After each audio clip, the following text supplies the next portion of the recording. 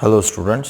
तो जैसे कि हम लोगों ने अब तक के कुछ करंट इलेक्ट्रिसिटी के बेसिक्स पहले पार्ट में पढ़ लिए थे, अब ये करंट इलेक्ट्रिसिटी का ही सेकंड पार्ट है। और इस सेकंड पार्ट में हमारा जो मोटिव होगा, जो हमारा टारगेट होगा, वो हम पहले तो करंट निकालेंगे किसी कंडक्टर में क्या होता है। जैसे कि आप बोल सकते हैं करंट तो सर हमें पता है dq/dt होता है, या फिर delta Q by delta T होता है, या rate of flow of charge with respect to time current होता है, ये तो हमें पता है। हाँ, ये आप बोल सकते हैं, बट इसके अलावा अब हम करंट को एक्चुअली कुछ पैरामीटर्स के साथ, कंडक्टर के पैरामीटर्स के साथ रिलेट करके निकालेंगे। ठीक है, तो वो एक निकालेंगे किरचॉफ वोल्टेज लॉ KVL हम लोग यहाँ पे प्रूव करेंगे। यानी Kirchhoff voltage law already you know that from 10th standard that V equals to IR, the potential difference when applied across the conductor then it gives you some current, है ना। तो हम उसको प्रूव करेंगे यहाँ पे। फिर उसके बाद में लास्ट में हम लोग रेजिस्टेंस जो होता है R, उसके बारे में बात करेंगे और रेजिस्टेंस के डिपेंडेंसी देखेंगे कि वो किस तरीके से किसी कंडक्टर के प्रॉपर्टी पर डिपेंड करता है और किस तरह से वो कंडक्टर की ज्योमेट्री पर डिपेंड करता है। तो हम रेजिस्टेंस और एक नई टर्म रेजिस्टिविटी, और रेजिस्टेंस के साथ एक टर्म कंडक्टेंस, और रेजिस्टिविटी के साथ कंडक्टिविटी, इन चीज़ों को हम लोग डिफाइन करेंगे। ठीक है ना। तो आज के लिए टारगेट यही है कि हम इतनी चीज़ों को डिफाइन कर पाएँ या इतनी चीज़ों को कवर कर पाएँ, है ना। लेट्स सी हम कहाँ तक पहुँच पाते हैं। ठीक है ना। तो सबसे पहले तो करंट इन अ कंडक्टर, ठीक है, करंट इन अ कंडक्टर की हमें बात करनी है।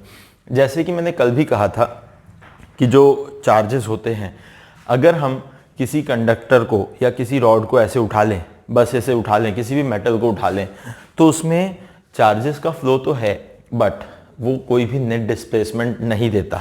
वो नेट डिस्प्लेसमेंट नहीं देता, चार्जेस का मूवमेंट है बट नेट डिस्प्लेसमेंट नहीं है। और अगर नेट डिस्प्लेसमेंट ही नहीं है तो वहाँ किसी तरह का कोई करंट नहीं होगा। तो ये कुछ बेसिक मुद्दे हैं जिसके बाद हम लोगों ने ये कंक्लूड किया था कि भाई किसी कंडक्टर को जब तक हम कोई पोटेंशियल डिफरेंस अप्लाई नहीं करेंगे, तो पोटेंशियल डिफरेंस अप्लाई करने से क्या होता है, जैसे मैंने एक फिगर बना रखा है यहाँ पे, ये जो मैंने एरोज बना रखे हैं, ये एक्चुअली ये एरो यानी एक इलेक्ट्रॉन को रिप्रेजेंट करते हैं। ठीक है, अब हो क्या रहा है, देखो तो ये सारे एरो एक तरफ दिखाए मैंने, यानी सारे इलेक्ट्रॉन एक तरफ भाग रहे हैं। यहाँ एक बात समझ लें कि यहाँ पे एक पोटेंशियल डिफरेंस अप्लाइड है। ठीक है, लेट अस कंसीडर, मैं यहाँ लिख भी देता हूँ, let us consider a conductor on which potential difference is applied, potential difference is applied।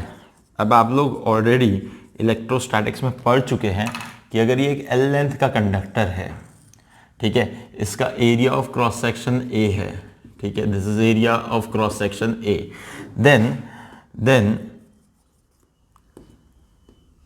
Electric field in the conductor is given by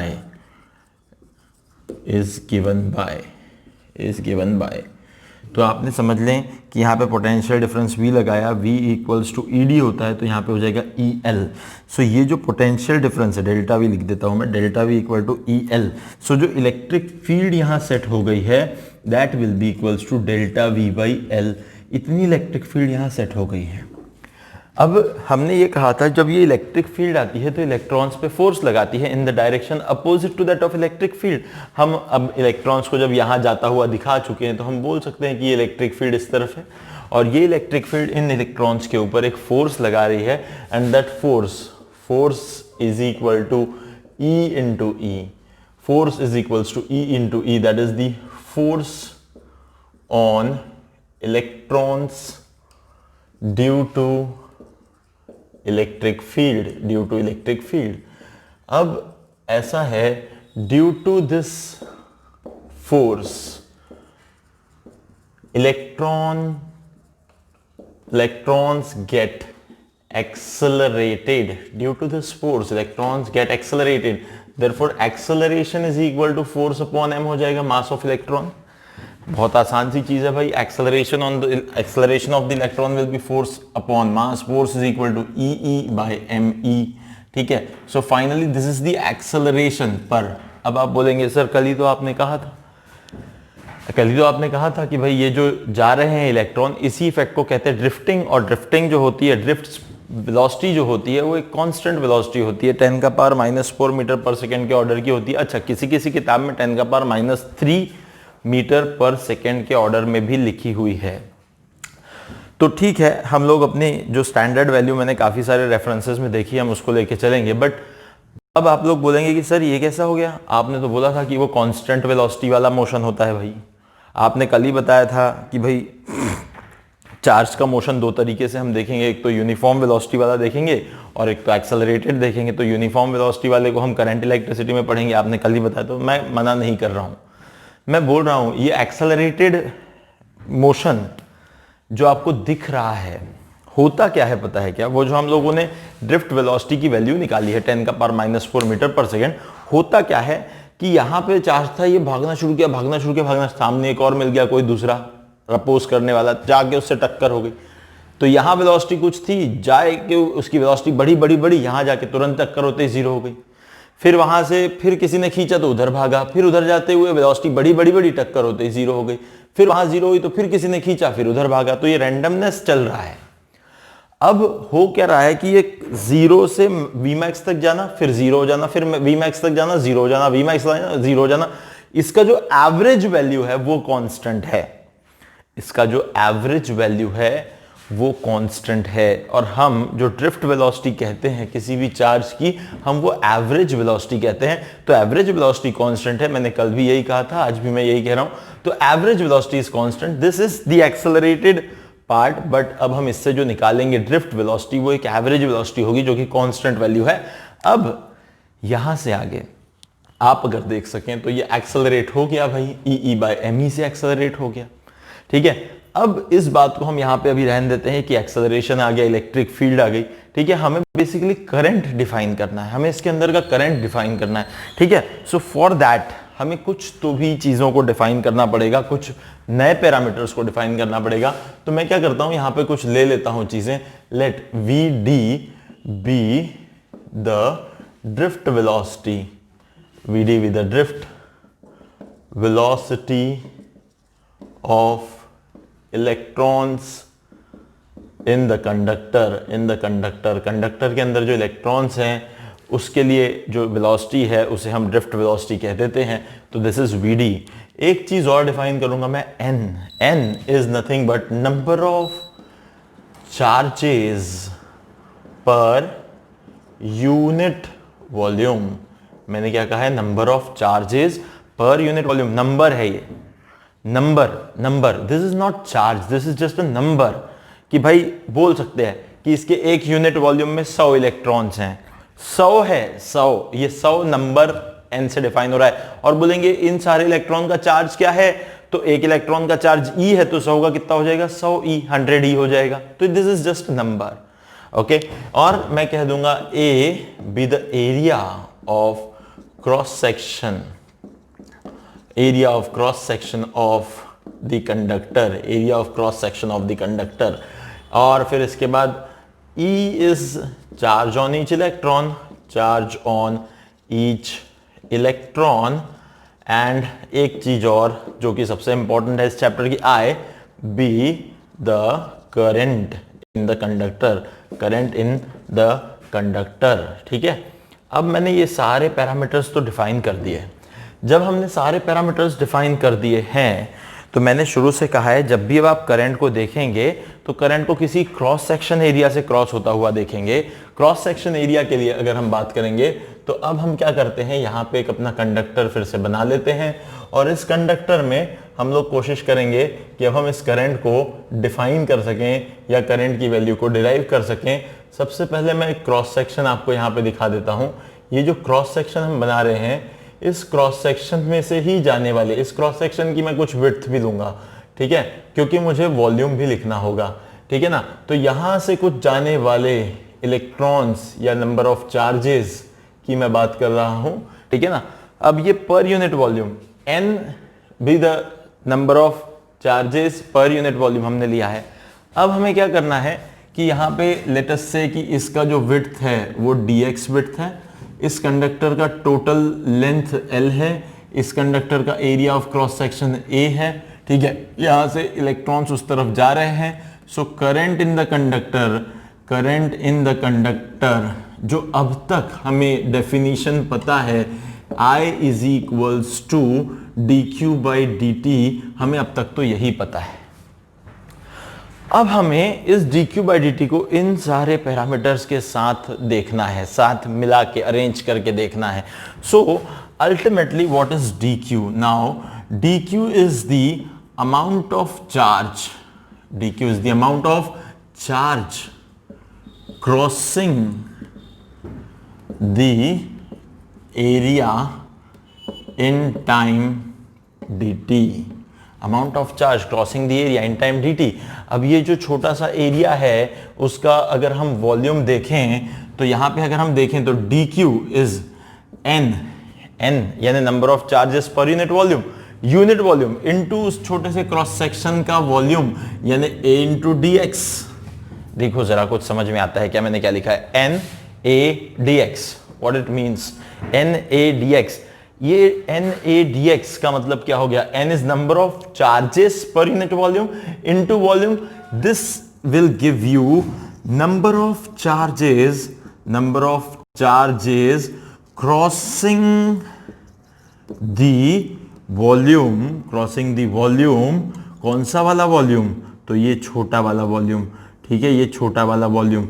ये जो हमने शेड किया है ये इसकी विड्थ है, ये इसकी विड्थ है, इसकी विड्थ dx है, इसका area of cross section a है. तो इसका जो छोटा सा वॉल्यूम है वो a इंटू dx है. इस वॉल्यूम को क्रॉस करने वाले चार्जेस का जो टोटल नंबर है वो NADX है. ये बड़ा आसान है, समझ में आया होगा. अब इनटू, मुझे तो चार्ज लिखने हैं, मुझे नंबर थोड़ी लिखना है, मुझे तो चार्ज लिखने हैं. तो इतने नंबर इनटू एक चार्ज यानी इलेक्ट्रॉन. तो एक चार्ज का मतलब एक चार्ज इलेक्ट्रॉन से मल्टीप्लाई कर दो, तो इतने number into charge of 1 electron will give you total charge. In all, this complete term will give you what? This will give you total charge dq crossing the cross section. बहुत simple चीज है. फिर से एक बार बताता हूं, हम already define कर चुके थे. What is n was nothing but the number of charges per unit volume into the volume of that small cross section area into dx into E, that is the charge on one electron. That will give you the total charge dq NADX into E. But कुछ बोलेंगे sir ठीक है dq तो आ गया, dx अब क्या करें sir? dx जो है dx जो है dx, यहां पे हमें एक डिफरेंशियल लेंथ दिख रही है. तो यहां एक चीज आप देखें, drift velocity is nothing but displacement upon time. So this is dx by dt. Don't you think that? This is nothing but dx by dt. There is nothing but the drift velocity. This is nothing but the drift velocity. तो अगर मुझे ये drift velocity पता चल गई है, now just put that dq in that equation of current I. I की equation में लिख देते हैं उसको. मेरे ख्याल से आपने यहाँ का ये तो कंप्लीट बना लिया होगा. इस तरफ का शायद बोर्ड विजिबल नहीं है, ठीक है ना? तो हम लोग वापस इधर आ जाते हैं. ठीक है, मेरे ख्याल से ये बना लिया होगा. नहीं भी बनाया होगा तो पॉज करके बना लोगे. आप इतने होशियार हो मुझे पता है. आप लोग इसको कंप्लीट कर चुके होगे पहले ही, है ना? क्योंकि वैसे भी जो पढ़ने वाले बच्चे हैं उन्हें बोलने की जरूरत नहीं है. ठीक है, so that vd is nothing but dx by dt, that is the drift velocity. Now current in the conductor, current I is equals to dq by dt. dq की जगह क्या रख सकता हूं अब मैं? NADX into E upon dt. और ये जो dx by dt है, this will comes out to be vd, that is drift velocity. Therefore I equals to NEAVD. This is nothing but the current in the conductor. This is nothing but this is the equation.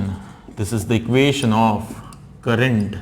This is the equation of current in the conductor. This is the equation of current in the conductor. Okay. So ये हमने actually current को define किया conductor के लिए, पर conductor में n, that is number of free electrons per unit volume. देखो अच्छा, थोड़ा मैं इसको और एक्सप्लोर करता हूं. What is n? Number of free charges पर यूनिट वॉल्यूम. देखो सर, ऐसा नंबर ऑफ फ्री चार्जेस ही क्यों डिफाइन किए? हो सकता है दिमाग में आ सकती है बातें. इसको क्यों डिफाइन किया मैं बताता हूं. Conductors, there are various different conductors like copper, आप कह सकते हैं iron, gold, silver and so many different conductors. But इन सारे कंडक्टर्स में जो free electrons per unit volume है वो डिफरेंट है। आयरन में अलग, कॉपर में अलग, गोल्ड में अलग, सिल्वर में अलग, तो सबके number of electrons, number of free electrons per unit volume different है। इसलिए हमने एक एन जो है वो एक कंडक्टर के लिए डिफाइन किया। फिर एक चार्ज के ऊपर इलेक्ट्रॉन के बराबर का चार्ज तो इंटू ई कर दिया, A area of cross section. Area of cross section जो होता है कंडक्टर का, एरिया ऑफ क्रॉस सेक्शन पे देखो करंट डिपेंड कर रहा है। आप चाहोगे तो एरिया को कम ज्यादा करोगे। अब एक बात और है, एरिया ऑफ क्रॉस सेक्शन और वीडी ये दोनों चीजें हैं। एक बात थोड़ी सी हमें ना इसको थोड़ा सा हमें ना अलग तरीके से समझना होगा। फॉर एग्जाम्पल आपने नल में पाइप लगाया, अब नल से पानी आने का कुछ एक फिक्स रेट है और जो पाइप है पाइप उसका क्रॉस सेक्शन बढ़ने या कम होने की कोई गुंजाइश नहीं है, वो फिक्स है। अब क्या हुआ, आपने नल तो खोल दिया, नल खोल दिया और नल खोलते ही जैसे मैं यहां पे बता दूं, ये अपन ने पाइप लिया, ये अपन ने पाइप लिया, यहां से टैप को हमने जोड़ा था तो यहां से पानी आ रहा था, इसके साथ पानी अंदर एंटर कर रहा था और यहां से पानी निकल रहा था। तो यहां पे क्या हो रहा था, जितनी ड्रिफ्ट या फिर अभी के लिए मैं बोल दूं ड्रिफ्ट वेलोसिटी, जितनी ड्रिफ्ट वेलोसिटी से पानी एंटर कर रहा था उतनी ड्रिफ्ट वेलोसिटी से निकल रहा था, क्योंकि ये वाला भी एरिया ए था और ये वाला भी एरिया ए था। पर अगर मुझे एक बात बताओ, ऐसा कर दिया जाए कि भाई यहां पे अपन ने एरिया तो बड़ा था और यहां आते आते क्या कर दिया हमने, थोड़ा सा हम मस्ती करते हैं ना कभी कभी, ऐसे पाइप को दबा देते हैं सामने से। क्या देखा है आपने, जैसे ही आप पाइप को थोड़ा सामने से दबाते हैं वो जो उसमें से आने वाली धार है वो अभी भी वहीं गिर रही होती है जहां पहले गिरती है। सोच के देखना वो क्या करेगी, थोड़ा आगे जाएगी। अब आगे ले जाने के लिए क्या बढ़ गया होगा यहाँ, जैसे ही तुमने क्रॉस सेक्शन को कम किया क्या बढ़ा कि वो दूर तक गया, पानी का जो फ्लो था वो दूर तक गया। अरे भाई उसकी तो वेलोसिटी बड़ी होगी तभी तो प्रोजेक्टाइल मोशन, एक्चुअली वो पानी भी प्रोजेक्टाइल मोशन कर रहा है, दूर रेंज बढ़ गई, रेंज बढ़ गई, क्यों बढ़ गई, क्योंकि यहाँ पे वेलोसिटी बढ़ी, आपने एरिया ऑफ क्रॉस सेक्शन कम किया, वेलोसिटी बढ़ी। ऐसा क्यों हो गया सर, ऐसा क्यों हो गया? सोचो, वहां से जिस रेट से पानी अंदर घुस रहा था, जैसे आए करंट अंदर घुस रहा था, उतने करंट को यहां से निकलना ही पड़ेगा। वहां स्टोरेज यानी वहां पानी के स्टोरेज की, जैसे पाइप के अंदर पानी के स्टोरेज के लिए कोई भी प्रोविजन नहीं है, वैसे कंडक्टर के अंदर करंट के स्टोरेज के लिए कोई प्रोविजन नहीं है। करंट को तो आना है और जाना है, आना है और जाना है। इसका मतलब आप कंडक्टर में किसी भी प्रकार का बदलाव करो, एक बात दिमाग में भर लो कि जितना करंट एक एंड से घुसेगा उतना करंट दूसरे एंड से निकलना ही पड़ेगा। यानी हमेशा एक एंड का करंट अगर I1 है और दूसरे एंड से निकलने वाले करंट का वैल्यू I2 है तो हमेशा I1 और I2 इक्वल ही होंगे, इसमें कोई बदलाव नहीं आ सकता। पर सर अब एक तरफ दूसरा कंडक्टर, दूसरी तरफ दूसरा कंडक्टर लगा दिया मैंने, आप बोल रहे I1 इक्वल टू I2 ही रहेगा, बराबर है, I1 equal to I2 maintain होगा, पर जो NEA VDA उसके वो एडजस्ट करेंगे अपने आप को, वो एडजस्ट करेंगे, वो अपने आप को कम ज्यादा करेंगे। मैं उसके कुछ एग्जाम्पल्स बताता हूं, ठीक है ना। सो इसके एग्जाम्पल्स को सोचते हैं, इसके एग्जाम्पल्स पे काम करते हैं, ठीक है ना। तो देखो अभी समझ में आ जाएगा।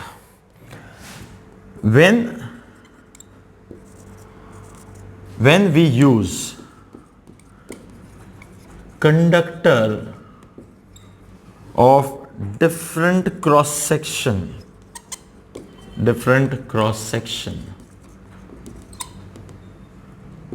then current entering and leaving the conductor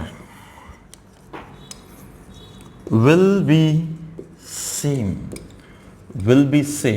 always। इसको फिगर बना दे, मेरे ख्याल से ये भी आपने लिख लिया होगा। इसकी जरूरत अभी हमें पड़ेगी बाद में, ये जो हमने एक्सेलरेशन वगैरह लिखा है इसकी जरूरत हमें पड़ेगी अभी थोड़ी देर बाद, हम इसके ऊपर भी काम करेंगे। तो इसको मिटा देते हैं अभी, फिर हम आगे बढ़ेंगे तब उसको देखेंगे। तो अब यहां से देखते हैं, मैंने कुछ ऐसा फिगर बना दिया, देखो ऐसा कुछ फिगर बना दिया है। आपको दिख रहा होगा कि यहां से कुछ करंट एंटर करेगा, यहां से कुछ करंट निकलेगा, ठीक है ऐसा। तो यहां से जो करंट एंटर करेगा दैट इज I1, यहां से जो निकलेगा that is I2। I1 will be equal to I2 and this is always. और कंडक्टर तो एक ही है, सेम कंडक्टर है ना, तो सेम कंडक्टर है as only one conductor, N is same throughout, यानी आयरन लिया तो आयरन, कॉपर लिया तो कॉपर, तो N तो सेम ही है। E तो चार्ज ऑन इलेक्ट्रॉन है, तो हम ये कह सकते हैं NeAVD, I1 की वैल्यू लिखनी है अभी, तो N और E तो सेम है।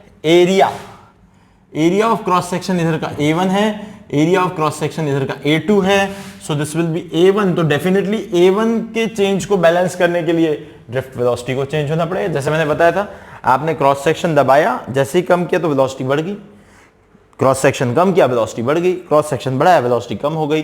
करंट को सेम रखना है, तो यहां से इक्वल टू I2 लिखूंगा तो क्या हो जाएगा NE, और आ जाएगा A2 VD2, NE तो कैंसिल हो गया। So you will get the relation A1 VD1 equal to A2 VD2, you can say VD1 bye VD2 equals to A2 bye A1, यानी कि ये एरिया के उल्टे रेशो से इक्वल आ जाएगा VD वेलोसिटी, ड्रिफ्ट वेलोसिटी का वैल्यू। ये एक केस बन सकता है। इसके बाद ऐसा भी एक केस बन सकता है when two conductors are connected in series. जब हम क्या करेंगे, दो कंडक्टर को सीरीज में कनेक्ट कर देंगे, यानी यहां पे देखो ये एक ऐसा कंडक्टर है, इसके साथ ही यहां मैंने एक और कंडक्टर जोड़ दिया, क्रॉस सेक्शन एरिया मैंने सेम रखे, ये मैंने ले लिया एल्यूमिनियम, ये ले लिया कॉपर का, ठीक है ना, एल्यूमिनियम और कॉपर के कंडक्टर्स को जोड़ दिया। अब इसके बाद एल्यूमिनियम और कॉपर के कंडक्टर्स को जोड़ने का मतलब ये हो गया कि यहां कुछ N1 होगा, यहां कुछ N2 होगा। मैं यहां पे अभी एरिया A ले लेता हूं, यहां पे भी एरिया A ले लेता हूं। यहां से जो करंट एंटर करेगा लेट इट बी I1, और यहां से जो करंट लीव करेगा लेट इट बी I2। एक बेसिक बात तो है कि I1 और I2 इक्वल ही होंगे, ये तो बेसिक बात हो गई। अब क्या क्या बदलेगा, let's see, let's find out क्या क्या बदलेगा। तो हम देखते हैं अब फिर यहां से क्या क्या बदलेगा। तो I इक्वल्स टू NeAVD होता है। अब I इक्वल्स टू NeAVD होता है तो हम लिख लेंगे NeAVD इक्वल्स टू NeAVD। अब 1 2 में लिख लेंगे इसको। देखो E तो इक्वल ही रहेगा, हाँ, पर अब एल्यूमिनियम और यहां कॉपर है तो N1 हो जाएगा, N एल्यूमिनियम का हो जाएगा और N2 कॉपर का हो जाएगा। एरिया ऑफ क्रॉस सेक्शन भी हमने सेम लिया है, ठीक है। आप चाहो तो डिफरेंट भी ले सकते हो, कोई दिक्कत नहीं। अगर आप डिफरेंट लोगे तो फिर A और A चेंज हो जाएगा, और अगर सेम लेते हो तो फिर N1 का चेंज VD1 में आएगा और N2 का चेंज VD2 में आएगा। तो फिर हम लिख सकते हैं कि N1 by N2 equals to आ जाएगा VD2 बाय VD1। तो इस तरीके से हमें एक रिलेशन और मिल जाएगा। आप चाहो तो जितने चाहो ऐसे रिलेशन निकाल सकते हो, कोई बहुत बड़ी चीज नहीं है। It is very simple, very very simple thing, very easy. आप ऐसे चाहें तो बहुत सारे रिलेशंस को डिराइव कर सकते हैं, उसमें कोई भी बड़ी चीज नहीं है ना। बहुत आसानी से इन रिलेशंस को डिराइव किया जा सकता है। अब यहां तक अगर हम आ गए तो तुम्हें एक चीज पता होगी, कल की क्लास में हमने देखा था एक करंट डेंसिटी थी। Current density was current per unit cross section area. So we can relate current I with current density J से भी रिलेट कर सकते हैं। तो आपको पता है J इक्वल्स टू था I बाई A, आपको पता है I equals to NeAVD। NeAVD दिमाग में भर लो, NeAVD current dq by dt, that is nothing but NeAVD। dq by dt क्या ही मतलब होता है, NeAVD। तो अब आप J और I का रिलेशन भी बना सकते हो। तो I इक्वल्स टू NeAVD है, तो A को नीचे ले जा लो, तो I by A equals to NeVD है, and this is nothing but J, that is current density, that is nothing but current density. So very important relation. आप एक बात ध्यान रखें, यहां पे आपने बड़े इंपॉर्टेंट, अब तक दो बहुत इंपॉर्टेंट रिलेशन देखे। एक तो I इक्वल्स टू NeAVD देखा आपने, और दूसरा J इक्वल्स टू NeVD देखा आपने। They are very very very very important relation, they are very important relations, बहुत इंपॉर्टेंट रिलेशन है, ध्यान रखना जरूरी है, बहुत ज्यादा जरूरी है। तो अब ये जो पॉइंट है, ये जो पार्ट है, इसके हम लोग बड़े इंपॉर्टेंट पॉइंट तक पहुंच गए कि भाई क्या होता है। तो ये करंट है, NeAVD होता है, ये सारी बातें भी हो गई इसमें, अब इसमें कोई दिक्कत नहीं है। अब यहां से आगे यहां से अगर आगे बढ़े हो तो इसके आगे बढ़ने पे अब हमें एक इंपॉर्टेंट डेरिवेशन करना है जिसको हम कह सकते हैं प्रूफ फॉर ओम्स लॉ या फिर relation between V and I। You all know that V is equal to IR। पहले तो आप इस सबको कंप्लीट कर लें, लिख लें, फिर मैं इसके बाद ओम्स लॉ के प्रूफ पे जाता हूं। फिर वो प्रूफ करने के बाद में V इक्वल टू IR जब हमें मिल जाएगा तो फिर हम लोग उसके बाद थोड़ा सा R के ऊपर कॉन्सेंट्रेट करेंगे कि रेजिस्टेंस R का क्या डिपेंडेंसी है, किस किस पर डिपेंडेंसी है, और रेजिस्टेंस R के साथ हम रेजिस्टिविटी के ऊपर बहुत सारा डिस्कशन करेंगे। तो ये सारी चीज़ें अभी हम लोग डिस्कस करेंगे। इसके बाद पहले तो हम लोग प्रूव कर लेते हैं उसको कि V और I में क्या रिलेशन होता है। वैसे तो सबको पता है V इक्वल टू IR होता है, और आपको ये भी पढ़ाया गया है पहले से कि जितना ज़्यादा आप पोटेंशियल अप्लाई करते हो, पोटेंशियल डिफरेंस अप्लाई करते हो, उतना ही ज़्यादा कंडक्टर में करंट होता है। That potential difference is proportional to current. और आपको ये भी बताया गया है V इज प्रोपोर्शनली हटाओ तो R लग जाता है, IR ऐसा हो जाता है, where R is nothing but the resistance, ठीक है, offered by the current, offered by the conductor to the flow of current. Resistance offered by the conductor to the flow of current. Basically ये resistance क्या होता है? तो resistance यानी भाई वही होती है चीज कि जब ये अंदर जब इलेक्ट्रॉन्स ड्रिफ्ट होते हैं ना, तो बहुत सारे, मैंने कहा ना, कोलिजन्स होते हैं, टक्कर होती है अंदर के अंदर, बहुत सारी टक्कर होती है। वो टक्कर जो है that is nothing but the resistance. तो वो जो रेजिस्टेंस है उस टक्कर के अपोजिशन को ओवरकम करने के लिए पोटेंशियल डिफरेंस देना पड़ता है, जिससे फिर वो क्या होता है, यूनिडायरेक्शनल फ्लो दिखाते हैं चार्जेस, जिसका मतलब rate of flow of charge आता है, जिसको ही हम करंट कहते हैं। जब तक वो यूनिडायरेक्शनल फ्लो नहीं आएगा तब तक करंट नहीं आएगा, पर उसको कराने का काम कौन कर रहा है, उस रेजिस्टेंस को ओवरकम कौन करा रहा है? तो ये पोटेंशियल डिफरेंस ही है जो रेजिस्टेंस को ओवरकम करा रहा है। अगर पोटेंशियल डिफरेंस नहीं होगा तो कंडक्टर के अंदर के रेजिस्टेंस को ओवरकम नहीं किया जाएगा, यानी चार्जेस उस रेजिस्टेंस को ओवरकम नहीं कर पाएंगे। और जब चार्जेस रेजिस्टेंस को ओवरकम नहीं कर पाएंगे तो किसी भी प्रकार का कोई यूनिडायरेक्शनल फ्लो नहीं बना पाएंगे। और जब भी कभी कोई यूनिडायरेक्शनल फ्लो नहीं बना पाएंगे तो भाई बताओ कैसे करंट कंट्रीब्यूट कर पाएंगे? सो this is the basic idea. अब एक बात समझो, ये करंट आई भी जब हमने NAVD निकाला है तो मैंने यहाँ एक फिगर बनाया था, तो शुरू में ही बता दिया था कि भाई वो जो फिगर बनाया है व्हाट इट मींस कि उसके अक्रॉस एक पोटेंशियल डिफरेंस लगाया है। उस देखो पहले दिमाग में भर लो, कंडक्टर के अक्रॉस कोई पोटेंशियल डिफरेंस लगेगा, पोटेंशियल डिफरेंस लगाने से कंडक्टर के अंदर इलेक्ट्रिक फील्ड आएगी, इलेक्ट्रिक फील्ड के कारण क्या होगा, चार्जेस के ऊपर फोर्स आएगा, उसके कारण चार्जेस एक्सेलरेट होंगे, और वो चार्जेस जब एक्सेलरेट होंगे तो फिर क्या होगा, कंटिन्यूअस कोलिजन के कारण, उनकी एक्सेलरेशन के कारण क्या होगा, वेलोसिटी कम होगी बढ़ेगी, कम होगी बढ़ेगी, पर उससे उनको एक ड्रिफ्टिंग इफेक्ट मिलेगा, जिस ड्रिफ्टिंग इफेक्ट से वो एक यूनिफॉर्म ड्रिफ्ट वेलोसिटी से आगे सरकना शुरू हो जाएंगे। और जब वो आगे सरकना शुरू हो जाएंगे तब जाके कोई नेट डिस्प्लेसमेंट होगा, और जब कोई नेट डिस्प्लेसमेंट होगा तभी हम बोल सकेंगे कि यहाँ rate of flow of charge है, और जब rate of flow of charge होगा तभी हम बोल सकेंगे कि यहाँ पे कुछ करंट कंडक्टर में फ्लो हो रहा है। और एक बात, जो इलेक्ट्रिक फील्ड सेट होगी उससे अपोजिट डायरेक्शन में इलेक्ट्रॉन्स ड्रिफ्ट होंगे। तो एक दिमाग में बात और भर लो कि इलेक्ट्रॉन जिस डायरेक्शन में फ्लो होंगे करंट उससे अपोजिट चलेगा, करंट उससे अपोजिट क्यों चलेगा भाई? ऐसा है, सिंपल है, कल भी बताया था। ये कंडक्टर है, यहां पे आपने क्या किया, एक पोटेंशियल डिफरेंस लगा दिया। ये बड़ा वाला यानी प्लस होता है, छोटा वाला माइनस होता है। इलेक्ट्रॉन्स जो हैं वो पॉजिटिव की तरफ भागेंगे, इलेक्ट्रिक फील्ड जो है वो इस तरफ होगी। तो इलेक्ट्रॉन इस तरफ भाग रहे हैं, पर करंट हमेशा हायर पोटेंशियल से लोअर पोटेंशियल की तरफ जाता है, तो ये एरो जो है वो करंट को कंट्रीब्यूट कर रहा है। सो करंट इस तरफ जाएगा, इलेक्ट्रॉन्स इस तरफ जाएंगे। यानी देख सकते हो आप, इलेक्ट्रॉन और करंट की डायरेक्शन कैसी है, वो है अपोजिट। इसको कहते हैं conventional direction of flow for electric current. आप एक और चीज कह सकते हैं कि जो इलेक्ट्रॉन है, तो यहां फिर इधर अगर इलेक्ट्रॉन यानी नेगेटिव चार्ज इधर जा रहे हैं तो पॉजिटिव चार्ज इधर जा रहे होंगे। जैसे नेगेटिव चार्जेस को पॉजिटिव के लिए एक अट्रैक्शन मिलेगा, पॉजिटिव को नेगेटिव के लिए अट्रैक्शन मिलेगा। देखो पहली बात, ये जो इलेक्ट्रॉन्स या पॉजिटिव चार्ज है, जहां देखो हम अगर बात करें तो positive charges are nothing but deficiency of electron. तो जहां डेफिशिएंसी है तो ये पॉजिटिव चार्जेस इधर जा रहे हैं, वो पॉजिटिव चार्जेस इधर जा रहे हैं, करंट भी इधर ही जा रहा है। यानी आप एक बात समझ लो, सिंपल चीज, करंट हमेशा इलेक्ट्रॉन के फ्लो का जो डायरेक्शन दिखाओगे तुम सर्किट में अगर तुम कभी इलेक्ट्रॉन के फ्लो का डायरेक्शन दिखा रहे हो तो करंट हमेशा उससे अपोजिट दिखाओ, और कभी अगर तुम सर्किट के अंदर पॉजिटिव चार्ज के फ्लो का डायरेक्शन दिखा रहे हो तो करंट उनकी डायरेक्शन में दिखाओ। Simple, it is very simple.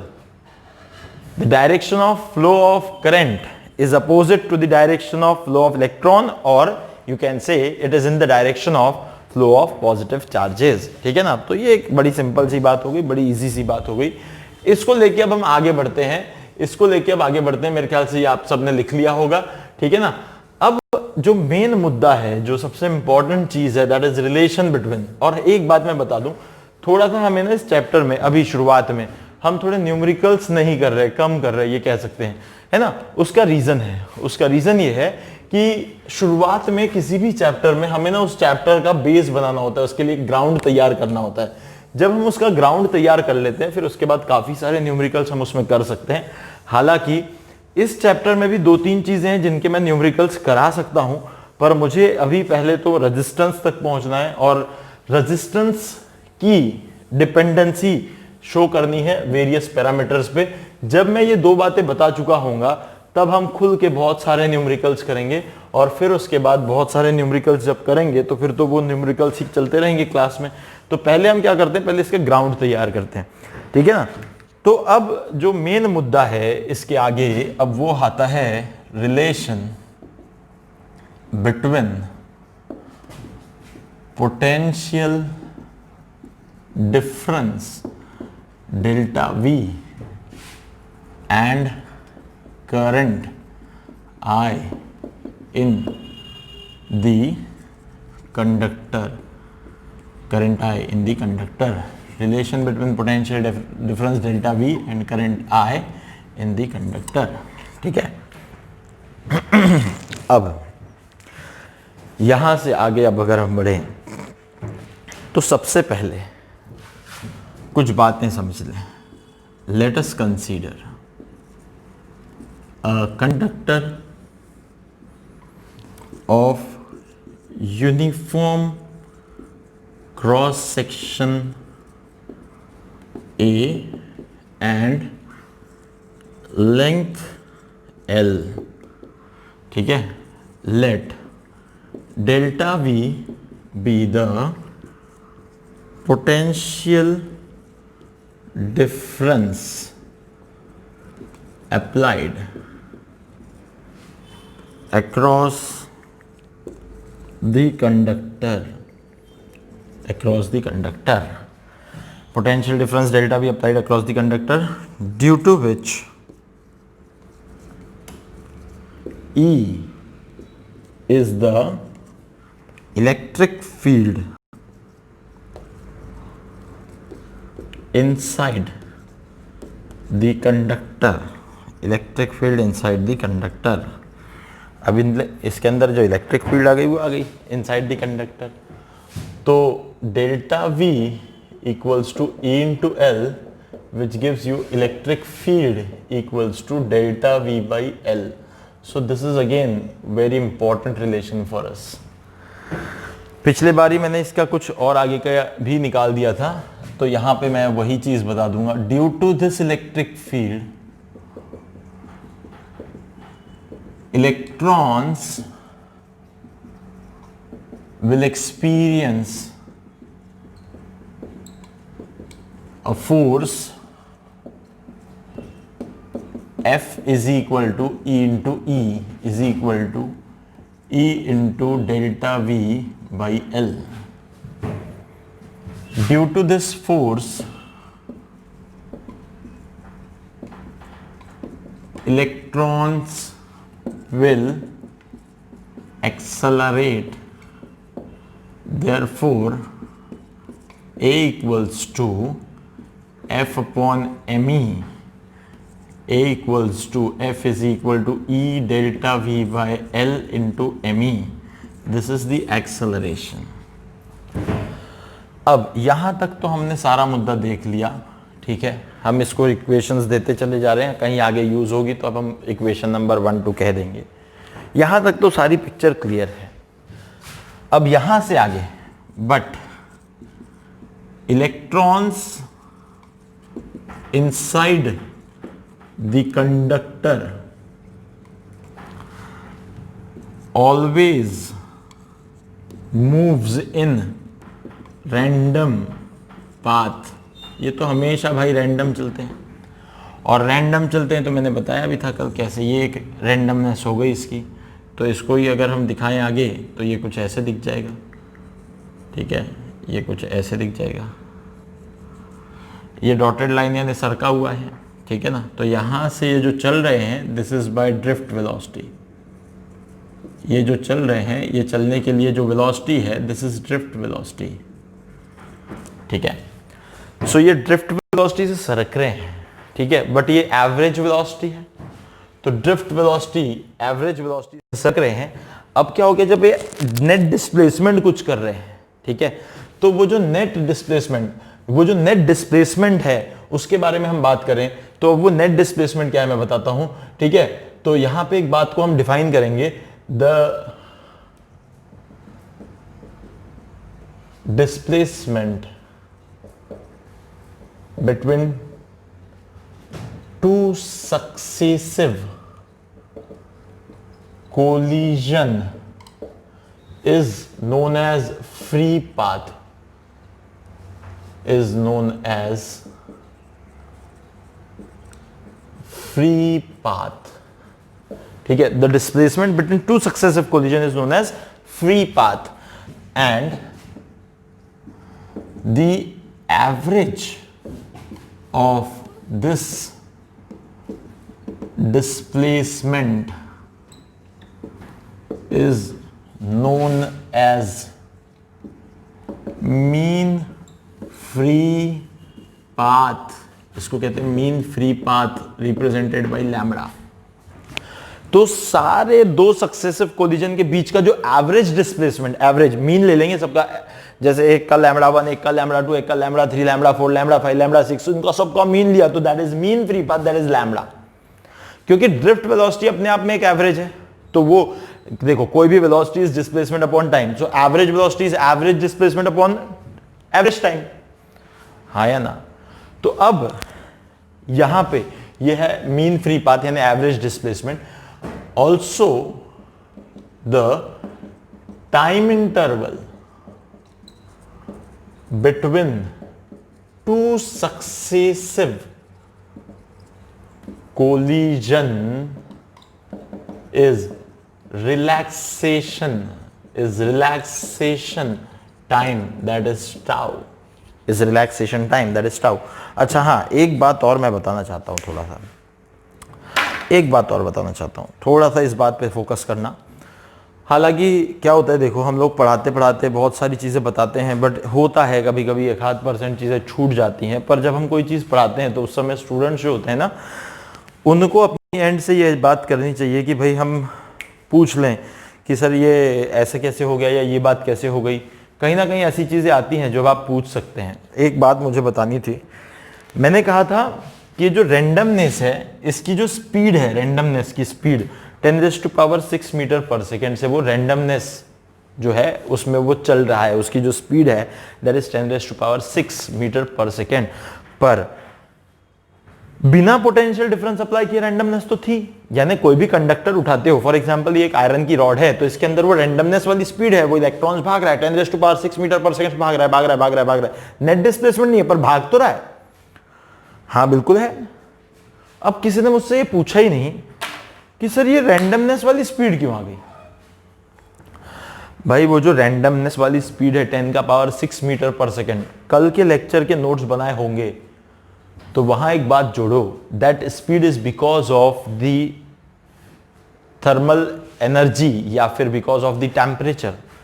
यानी जो टेम्परेचर डिफरेंस है कंडक्टर का, कंडक्टर के पास जो ज्यादा टेम्परेचर है, यानी कंडक्टर के अंदर जो टेम्परेचर, जो कंडक्टर को टेम्परेचर मिल गया, for example 25 degree, 50 degree, 30 degree room temperature whatever, तो वो जो थर्मल एनर्जी है एक्चुअली, वो उस थर्मल एनर्जी के कारण वो रैंडमनेस की स्पीड है, वो थर्मल एनर्जी के कारण आई हुई स्पीड है, थर्मल एनर्जी के कारण आई हुई स्पीड है। उसके कारण क्या हो रहा है, तो नेट डिस्प्लेसमेंट जीरो ही हो रहा है।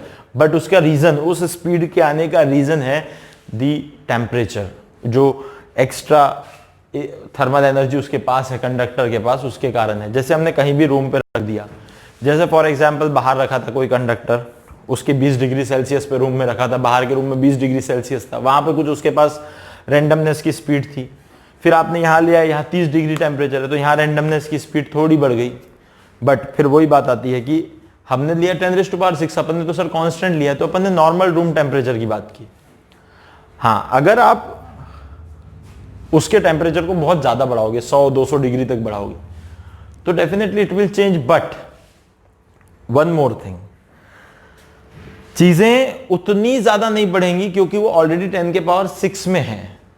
तो वो जो भी चेंजेस आएंगे दे आर लाइक, वहां पे वो उतने ज्यादा चीजों को नहीं बदलेंगे। बट एक बेसिक बात समझ लो कि वो जो एनर्जी उसे मिली हुई है, वो जो उसके पास स्पीड है, that is because of the temperature, ठीक है ना। तो थर्मल एनर्जी। अब also the time interval between two successive collision is a relaxation time, that is tau. Therefore average drift velocity vd, इसको हम जो लिख सकते हैं, तो हम इसको क्या लिख सकते हैं, जैसे हम एवरेज ड्रिफ्ट वेलोसिटी को लिखना चाहें तो अब हम यहां से इसको लिख सकते हैं कि भाई therefore drift velocity vd equal to, हम इसको काइनेमेटिकल इक्वेशन से भी लिख सकते हैं, a into tau, vd equals to u plus a into tau. यानी कैसे लिख सकते हैं, देखो क्यों लिख सकते हैं हमने क्या किया, सिंपल एक्सेलरेशन निकाला e delta v l upon me। अब आप देख लो एक्सेलरेशन क्या है, e delta v is the applied potential difference, ये कांस्टेंट है, चार्ज ऑन इलेक्ट्रॉन कांस्टेंट है, l भी कांस्टेंट है, me भी कांस्टेंट, तो ये पूरा एक्सेलरेशन जो है वो कैसा हो गया, कांस्टेंट। तो हम क्या कर सकते हैं, यहाँ पे ड्रिफ्ट वेलोसिटी को काइनेमेटिकल इक्वेशन से लिख सकते हैं। तो काइनेमेटिकल इक्वेशन में u, मैंने अभी बताया था कि यहाँ पे क्या हो गया, यहाँ पे कहीं तो भी इसका कोलिजन हुआ था जस्ट, फिर यहाँ भागा, यहाँ दूसरे वाले से कोलिजन होने से पहले इसके कुछ Vmax अचीव कर ली थी, यहाँ पे u 0 था, यहाँ से यहाँ तक एक्सेलरेट हुआ, Vmax हुआ, फिर Vmax कोलिजन के बाद तुरंत ही क्या हो गया, v डैश कुछ तो भी 0 हो गया, 0 हुआ, Vmax हुआ, फिर कोलिजन के तुरंत बाद v डैश 0 हो गया, फिर किसी ने खींचा, फिर वहां Vmax हुआ, फिर वहां कोलिजन के बाद वहां पे v dash 0, v double dash 0 हो गया। यानी हर दो कोलिजन के बीच में एक बार 0, फिर Vmax 0, फिर Vmax 0, फिर Vmax, इस तरह से होता गया। तो इसको हम अगर देखें तो because the acceleration is constant, यहां पे u तो हो गया 0, सो जो ड्रिफ्ट वेलोसिटी है आप लिख सकते हो एक्सेलरेशन यानी e delta v l me और टाउ। इसमें किसी को कोई डाउट है तो बताओ। vd is equal to e delta v l me into tau, me is mass of electron, हाँ, e इंटू ई, और ये e कैंसिल मत कर देना, ऐसा मत कर देना कि m इंटू ई है, वो me is mass of electron, ठीक है, that is vd। So this is again equation number 3। Also we know that, हमारा मोटिव क्या था भाई, हमारा मोटिव तो था रिलेशन डेल्टा v और I के बीच में लाना। तो also we know that I equals to NEA VD। अब VD देखो, VD में डेल्टा V आ गया, VD में I भी है, तो अब VD को एलिमिनेट कर दें, देयरफॉर VD इक्वल्स टू क्या आ जाएगा आपको पता है, देयरफॉर VD इक्वल्स टू क्या मिलेगा हमें, I अपॉन NEA। तो just this is equation you can say fourth, equating 3 and 4 we get, 3 and 4 we get. अच्छा, एक और बात, मैंने मीन फ्री पाथ या फिर ये जो टाउ है टाइम, रिलैक्सेशन टाइम को डिफाइन किया है, तो मैं इससे भी वो सॉल्व कर सकता हूं। यहां से हम और एक चीज कर सकते हैं, एवरेज वेलोसिटी लेके भी कर सकते हैं, या फिर s equal to ut plus half at square लगा के भी कर सकते हैं, तो that is not a big deal. But ये टर्म्स को डिफाइन करना था इसलिए यहां डिफाइन कर दिया। अब इन दोनों को अगर मैं इक्वेट करूं तो मुझे क्या मिल जाएगा, I upon NEA equals to E delta V tau upon LME, ये मुझे मिल गया equation.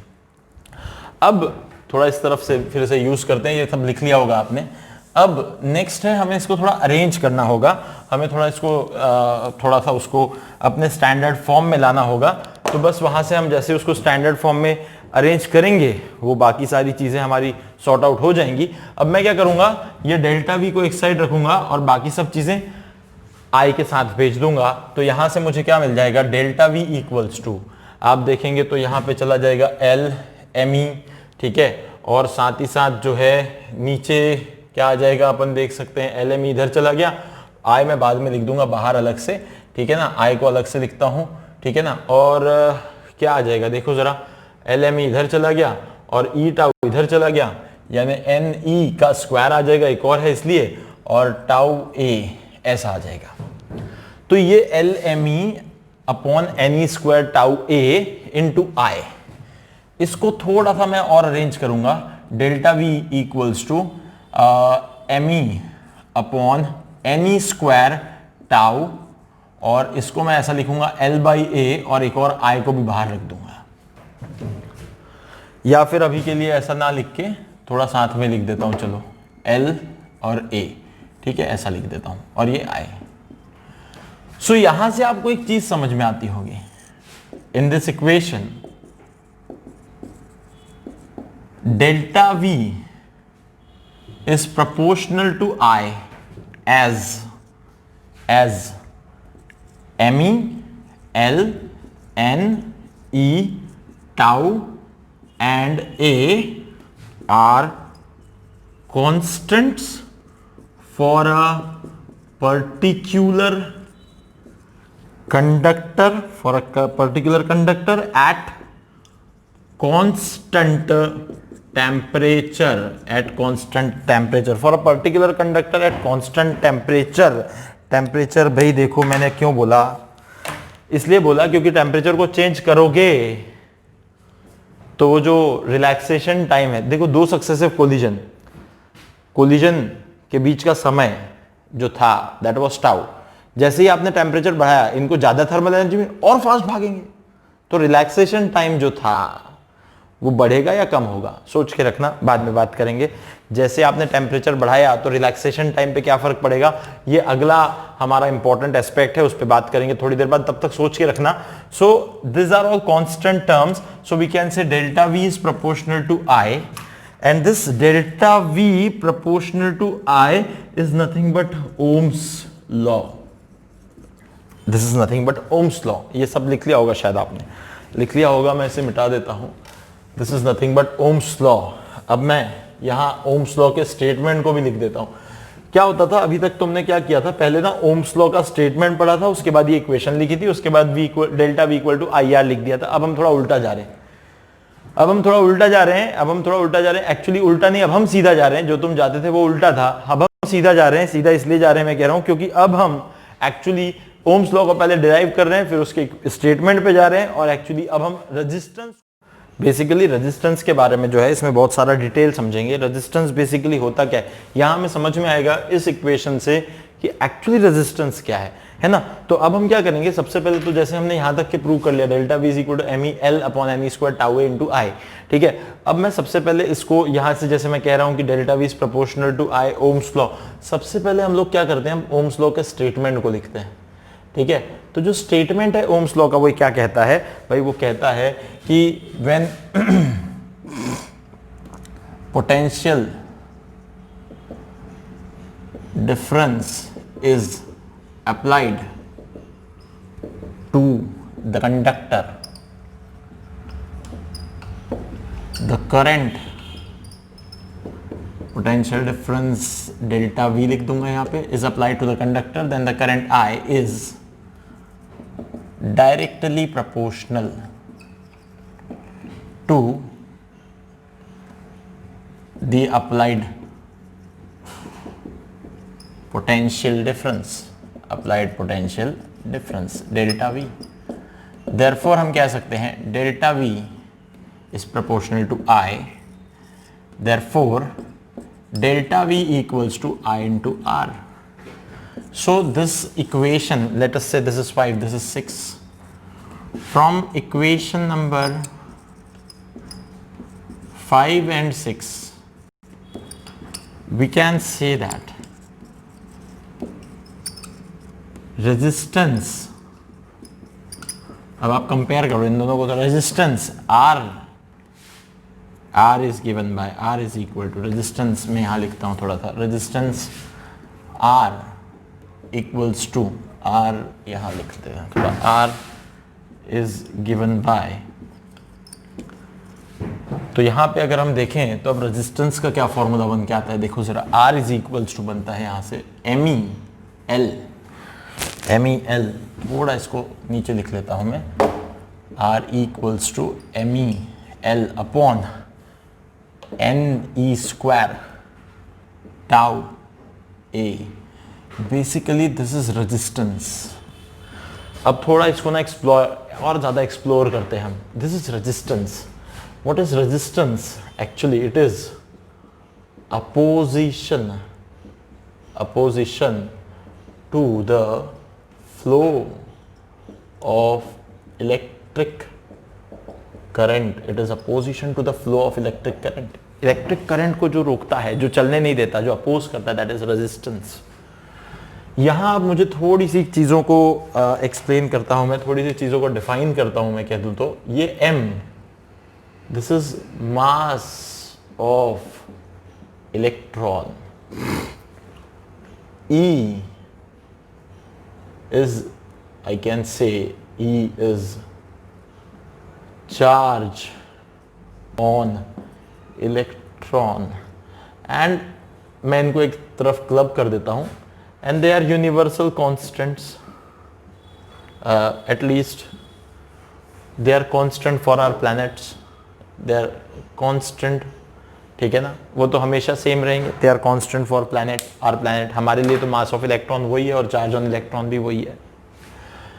N is the number of electrons per unit volume, number of electrons per unit volume, and it depends on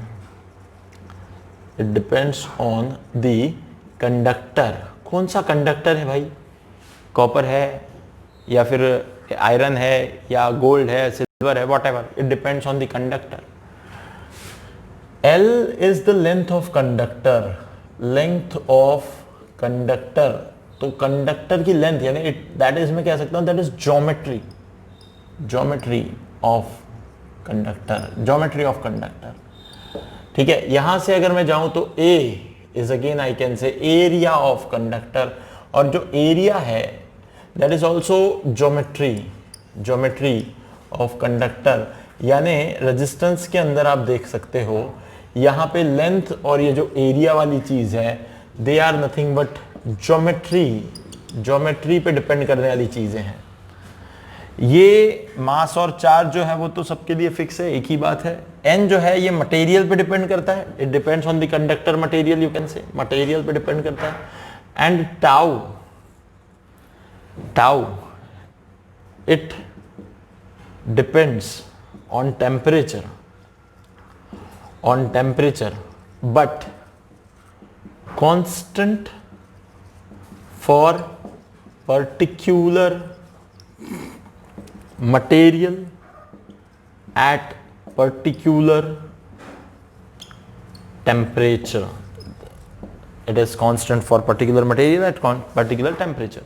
So ये जो सारी चीजें देखो, MENE square tau, ये जो है यानी यहां से मैं इसको थोड़ा सा अगर ऐसे बना दूं, ये जो फैक्टर है पूरा की पूरा, ये वाला फैक्टर जो है, this complete factor you can say this is the property of conductor and it is known as resistivity रो। यानी इस रेजिस्टिविटी को ना इसके ज्योमेट्री से कोई लेन देन नहीं, जैसे कि डेंसिटी आप अगर 1 kg आयरन की देखोगे या 1 ग्राम आयरन की देखोगे तो दोनों ही केसेस में डेंसिटी जो है वो सेम है। वैसी रेजिस्टिविटी किसी एक कंडक्टर की फिक्स है एट पर्टिकुलर टेम्परेचर फिक्स होना चाहिए, तो रेजिस्टिविटी भी फिक्स है। Resistivity does not depends on the length, area और geometry of the conductor, but resistance depends on resistivity as well as the geometry. So यहां मैं एक चीज कंक्लूड कर सकता हूं, resistance depends on geometry as well as the property as well as the property of conductor, but resistivity only depends on the conductor. ठीक है, सो R मैं बड़ा एक इंपॉर्टेंट रिलेशन लिखने जा रहा हूं. R, अब मैं इस पूरे को रेजिस्टिविटी मान लू, रो मान लू, तो R will be rho L by A. This is the very important relation of resistance, and it implies that R is proportional to L by A because resistivity is constant for a particular temperature, for a particular conductor at a particular temperature. So we have one more important relation, R is proportional to L by A. बस अब इस relation से आगे next वाले video में हम बढ़ेंगे, जिसमें बहुत सारी डिटेल हम इस रेजिस्टेंस के बारे में डिस्कस करेंगे और बहुत सारी चीज़ें आपके सामने आएंगी नेक्स्ट वाले वीडियो में. और अब नेक्स्ट वाले वीडियो में जो है काफ़ी सारा न्यूमेरिकल वाला एस्पेक्ट हम शुरू करेंगे. हमने यहाँ पे ओम्स लॉ को डिराइव कर लिया, हमने रेजिस्टेंस के बारे में बात कर ली, जितना कि हम टारगेट लेके चल रहे थे. बस अब various factors on which resistance जो होता है वो डिपेंड करता है. अब उन वेरियस फैक्टर्स के बारे में अगली क्लास में थोड़ी बात करने के बाद will directly jump into numericals. और जो बाहर वाले दूसरे स्टूडेंट्स हैं, if you are very much interested to join our quiz session, you can comment in this on this video, then we can definitely allow you for that quiz sessions also. Okay, so for now I can say goodbye and thank you very much for watching. Okay, so we'll stop here. Okay, so okay, bye.